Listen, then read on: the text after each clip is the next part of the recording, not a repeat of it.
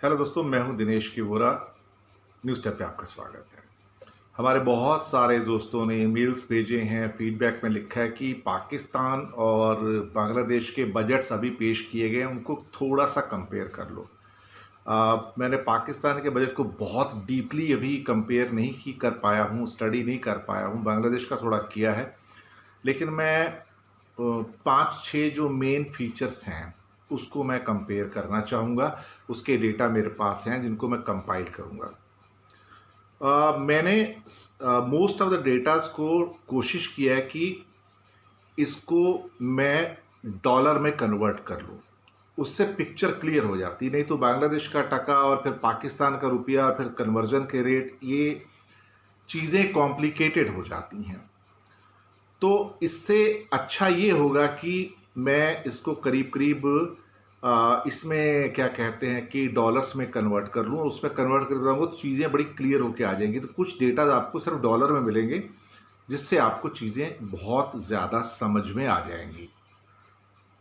पाकिस्तान का रुपया एक डॉलर के मुकाबले करीब करीब 164-165 के रेट पे चल रहा है, और बांग्लादेश का टका करीब 84-85 के रेट पे है। इंडियन रूपी जो है करीब 76 रुपीज़ पे, 75-76 पे है। तो अगर हम दोनों के बजट को देखें कि टोटल बजट कितने का है, तो जो बांग्लादेश का टोटल बजट है वो अप्रॉक्सीमेटली 67 बिलियन डॉलर का है। 67, जी हाँ। और पाकिस्तान का बजट है करीब 43 बिलियन डॉलर का। तो एग्जैक्टली 1.5 टाइम्स पाकिस्तान के बजट से बांग्लादेश का बजट ज्यादा है। कुछ लोगों ने मुझे ये लिख के भेजा कि आप इंडिया के बजट को कंपेयर करो बांग्लादेश से। वो मुझे लगा कि मैंने लिखा भी, आंसर भी दिया था कि ये ठीक नहीं होगा। दरअसल ये ऐसा हो जाएगा जैसे मैं इंडिया के बजट को अमेरिका के बजट से कंपेयर करूं। वो ठीक नहीं है एक्चुअली, वो कंपैरिजन नहीं बनता वहां पर। तो क्या है कि जैसे अगर इंडिया का बजट इस टाइम 400 बिलियन डॉलर का, 30-31 लाख करोड़ का बजट है, तो करीब करीब इस टाइम 400 बिलियन डॉलर का बजट है। और वो देखा जाए तो 6.5-7 गुना बजट हो जाता है बांग्लादेश का, 6.5-7 टाइम्स मोर है। और पाकिस्तान से देखा जाए तो ऑलमोस्ट 10 टाइम्स हो जाता है वो। तो वहाँ कंपैरिजन नहीं होना चाहिए। जबकि इंडिया के 400 बिलियन डॉलर की अपेक्षा अगर मैं अमेरिका को देखता हूँ तो उनका बजट तो ऑलमोस्ट समझो 3-3.5 ट्रिलियन डॉलर पे चला जाता है। तो कंपैरिजन नहीं करना चाहिए हमको। वैसे भी 3 ट्रिलियन डॉलर की इंडिया इकॉनमी है, 2.25 की, और अमेरिका 25 पे खड़ा है, और इवन चाइना भी 15 पे खड़ा है। तो वहाँ भी कंपैरिजन नहीं बन पाते हैं। ऐसे ही फिर एक इकॉनमी में थोड़ी सी इक्वालिटी होनी चाहिए, तब कंपेयर करना ठीक रहता है। कोई और डेटा कंपेयर किए जा सकते हैं, जैसे जीडीपी ग्रोथ कंपेयर की जा सकती है, साथ में पर कैपिटा इनकम कंपेयर आराम से की जा सकती है, वहाँ पर वो दिक्कत नहीं। लेकिन टोटल बजट कंपेयर करना थोड़ा अच्छी बात नहीं है, वहाँ पर कंपेरिजन बनता नहीं एक्चुअली। तो फिलहाल पाकिस्तान और बांग्लादेश के बीच में एक टाइम था थोड़े साल पहले तक कि पाकिस्तान का बजट काफ़ी ज़्यादा था एक्चुअली बांग्लादेश से, और अब तो बांग्लादेश का जो जीडीपी भी है वो भी करीब करीब 325 बिलियन डॉलर के आसपास है। जबकि पाकिस्तान का जो लेटेस्ट आया है, पहले 300 से ऊपर था, लेकिन रूपी वीक हो गया, तो उसकी वजह से अभी करीब लेटेस्ट जो कई फिगर्स मेरे पास आए हैं वो 285 बिलियन डॉलर के आसपास हैं। और जो पर कैपिटा इनकम है वो तो अभी 1500 डॉलर के आसपास, उससे कई बार उससे भी कम हो जाती है। जबकि बांग्लादेश का जो लेटेस्ट है वो 2173 है, 2173 जो बन जाता है। खैर, बजट के फीचर पे आते हैं तो 67 बिलियन डॉलर का बजट है, और पाकिस्तान का 43, जो कि उसका 2/3 है। जीडीपी ग्रोथ पाकिस्तान की जो एक्सपेक्टेड है बजट के हिसाब से 2.1%, बांग्लादेश का 8.2 दिया है। ओवर एम्बिशियस है, 8.2 नहीं होगा, ये मेरा भी ख्याल है, लेकिन अच्छा होगा, पाकिस्तान से काफ़ी बेहतर होगा। टोटल मिला के जो बोरोइंग्स हैं वो मुझे परेशान करने वाली हैं। पाकिस्तान के बजट में ऑलमोस्ट 43% जो आपका बजट है, यहाँ पे आपका जो बोरोइंग्स हैं वो उसका क्या कहते हैं कि जो रीपेमेंट है वो बहुत बड़ा है। It is almost two the tune of 43%। ये मतलब इतना ज़्यादा कर्जे में डूबा हुआ है पाकिस्तान कि वो इतना पैसा उसका सिर्फ बोरोइंग की रीपेमेंट में जा रहा है कि खर्चे के लिए कुछ बचता ही नहीं है वहां पर। और बांग्लादेश इस मामले में काफ़ी बेहतर है, लेकिन बांग्लादेश की बोरोइंग्स उतनी ज़्यादा नहीं होंगी इस साल जितनी पाकिस्तान की हो रही हैं कंपेरेटिवली। तो अगर टैक्स के टारगेट देखें तो 7 लाख करोड़ में से 4 लाख करोड़ तो टैक्स है और 3 लाख करोड़ की बोरोइंग है, जबकि बांग्लादेश का 3.5 लाख करोड़ जो है वो आपका टैक्स है और करीब करीब 2.3 लाख करोड़ की आपकी बोरोइंग्स आएंगी। अब यहाँ पे जी इसको डेफिसिट कह सकते हो। तो अगर मैं टोटल टैक्स जो आपको मिलेगा अब डॉलर के हिसाब से, तो बांग्लादेश को टोटल टैक्स मिलेगा $34 बिलियन। और इसके अलावा एक एक्स्ट्रा टैक्स की इनकम भी होती है, नॉन टैक्स रेवेन्यू होता है, वो उसमें इंक्लूड नहीं किया है। और पाकिस्तान की इनकम टोटल 43 बिलियन के बजट में जो टैक्स आएगा सिर्फ $24 बिलियन आएगा। और जो डेफिसिट है वो करीब करीब इस टाइम $26 बिलियन के आसपास तो बांग्लादेश का आएगा और $18 बिलियन जो है वो पाकिस्तान का आएगा। जो रीपेमेंट है वो पाकिस्तान को बहुत ज़्यादा परेशान कर रही है, क्योंकि ऑलमोस्ट आधा बजट तो रीपेमेंट में चला जाता है 43% का। तो पैसा तो बच ही नहीं रहा ना उसके पास। दूसरा, एक डिफेंस उसको बहुत परेशान करता है। जो भी थोड़ा बहुत पैसा आता है उसका, वो सारा का सारा डिफेंस में चला जाएगा। अगर आपको $24 बिलियन पाकिस्तान को टैक्स मिल रहा है तो उसमें करीब करीब 7.8 राउंड फिगर करो तो $8 बिलियन, 1/3 आप डिफेंस को दे दोगे। उसके बाद एक बहुत बड़ा अमाउंट है जो स्टेट्स को डेवलपमेंट के लिए चला जाता है, पंजाब है, सिंध है, बाकी स्टेट्स हैं। तो सेंटर के पास तो पाकिस्तान के पास कुछ बचता ही नहीं है, जीरो है।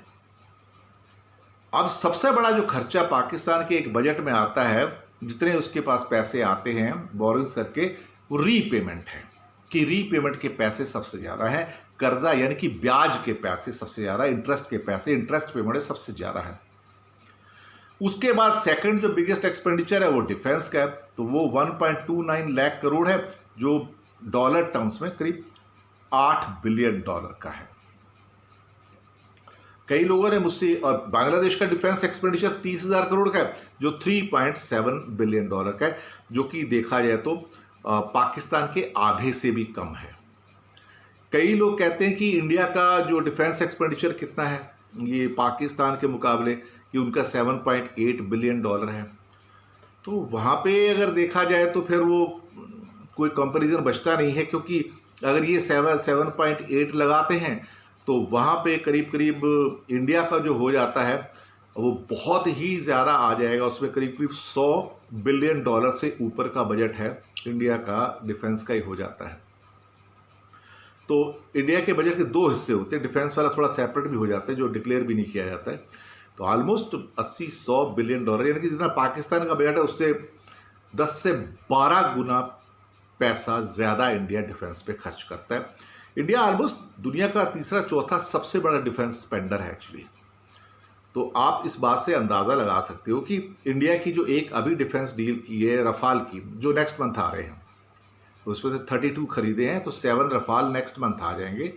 तो सिर्फ रफाल का ही जो बिल है 32 का, वो जो पाकिस्तान का पूरा जो डिफेंस इस साल का बजट है उससे भी शायद ज़्यादा है, मैं आपको बताऊं, या उसी के आसपास है। तो आप अंदाज़ा लगा सकते हो कि कितना बड़ा एक बजट हो सकता है। तो इस मामले में जो एक सोशल नेटवर्क में, एजुकेशन के अंदर और हेल्थ में जो बांग्लादेश का एलोकेशन है वो पाकिस्तान के मुकाबले काफ़ी बेहतर है, क्योंकि जब पाकिस्तान पहले कर्जा चुका देता है और फिर उसके बाद में डिफेंस लगा देता है तो उसके पास कुछ बचता ही नहीं है। एजुकेशन पे क्या लगाएगा, हेल्थ पे क्या लगाएगा, सोशल जो सिक्योरिटी नेट है उसके ऊपर क्या लगाएगा, ये हालत ख़राब है। एक्चुअली पिछले कई सालों के अंदर पाकिस्तान की इकॉनमी बर्बाद ही होते चली गई, और कहीं ना कहीं उसके जो जितने भी हुक्मरान आए, जो रूलर्स आए, उन्होंने उसकी परवाह नहीं की। वहाँ पे कोई एनकरेजमेंट नहीं है किसी इंडस्ट्री को, कुछ नहीं है। इसकी वजह से बहुत दिक्कत आई। अब वहाँ पे टैक्सेस भी इतने ज़्यादा हैं कि एक एक ऐसी रद्दी गाड़ी, एक कार ले लीजिए, वहाँ पे पुराने मॉडल्स आते हैं कारों के पाकिस्तान के अंदर, और इंडिया में लेटेस्ट मॉडल आ जाते हैं सबके। तो वो पाकिस्तानी लोग हमारे जो कई जो लिखते भी हैं, जो आर्टिकल्स भी आते हैं कि, और वही सुजुकी जो कंपनी जो इंडिया में ग्रेड 1 की टेक्नोलॉजी सबसे पहले इंडिया में लेके आती है दुनिया की, वो पाकिस्तान में 1980 की 1990 की टेक्नोलॉजी देती है साहब। और वो भी गाड़ियां इतनी महंगी बेचते हैं कि इंसान हैरान हो जाए, परेशान हो जाए। तो ये हालात हैं। तो उन्होंने वहाँ पे इन्वेस्ट ही नहीं किया, कुछ किया ही नहीं। वहाँ पे इंडस्ट्री भी डिस्करेज हो जाती है, और इंडस्ट्री का और साथ में जो पॉलिटिशियंस हैं उनका एक नेक्सस बना हुआ है, साथ में दूसरा ब्यूरोक्रेसी है, और तीसरा वहाँ पे एक आर्मी बहुत बड़ा फैक्टर है। तो जनता के लिए तो पैसे ही नहीं बचते हैं, और बिजनेस को बढ़ावा नहीं है वहाँ पे। तो ऐसे में कंट्री तरक्की कहाँ से करेगा? तो वही हाल है उसके। और बांग्लादेश कहीं अलग। अगर बांग्लादेश जब पहले था, पाकिस्तान के साथ में था, तो बहुत सारा रेवेन्यू तो बांग्लादेश से आ जाता था पाकिस्तान का, देखा जाए तो। लेकिन जब अलग हुआ तो पाकिस्तान को लगा झटका, और फिर उसको पता लगा कि हाँ, बांग्लादेश की कीमत क्या थी। और आज बांग्लादेश उससे कितना आगे निकल गया। बांग्लादेश का एरिया भी उसके 10 गुना कम है। मैं आपको बताऊं कितना छोटा है पाकिस्तान के मुकाबले में। पॉपुलेशन ठीक है, 16.5 करोड़ है, पाकिस्तान की 23 करोड़ है। और बांग्लादेशियों ने जो एक रिजॉल्व दिखाया है पिछले कई सालों में, वो ग्रेट है। तरक्की करते हैं वो लोग और आगे बढ़ना चाहते हैं दुनिया में, इसलिए उनकी इज्जत है। इसलिए दुनिया के सेकंड बिगेस्ट गारमेंट एक्सपोर्टर हैं वो, जबकि उनके यहाँ कॉटन नहीं पैदा होता, इंपोर्ट करते फिर एक्सपोर्ट कर देते हैं। और पाकिस्तानी उनसे भी नहीं सीख सकते हैं। कई बार ऐसा होता है कि माइंड सेट बन जाता है कि हमें सीखना ही नहीं है, कुछ भी हो जाए, हम सीखना नहीं चाहते, हम ऐसे ही हैं, हम ऐसे ही रहेंगे। तो फिर ऐसे तो कंट्री बर्बाद हो जाते हैं ना, फिर ऐसे तो कंट्री आगे नहीं बढ़ते ना। और उधर बांग्लादेश तरक्की पे तरक्की करता चला जा रहा है, पर वो वहां भी खुश नहीं होते वो देख के पाकिस्तानी उनको, क्योंकि वो पहले भी उनको कुछ नहीं समझते थे, आज भी कुछ नहीं समझते हैं। अब ये सोच की बात है। देखिए, आज दुनिया भर में बांग्लादेश की इज्जत हो जाती है और पाकिस्तान की इज्जत नहीं होती। ये सोचने वाली बात है। कुछ सोचे ऐसा हुआ क्यों है? एक ही तो कंट्री था पहले, उस पार्ट की इज्जत होती है और इस पार्ट की इज्जत भी नहीं होती है। आपके पास इंडस्ट्री भी नहीं है, बजट ही नहीं है आपके पास, आप कहां से खर्च करेंगे साहब? और इंडस्ट्री को बढ़ावा भी नहीं, खेती को बढ़ावा नहीं, सर्विसेज को बढ़ावा नहीं। तो हालात ऐसे ही होंगे ना, फिर आप किसको दोष दोगे? तो ये छोटा सा एक दोनों का कंपैरिजन था, बांग्लादेश और पाकिस्तान की इकोनॉमी का। बाद में भी करेंगे, और चीज़ें लेके आएंगे, डिटेल्स में जाऊंगा, फाइन प्रिंट में निकालूंगा, आपको बताऊंगा। शुक्रिया आपका, फीडबैक भेजिएगा, सब्सक्राइब कीजिएगा।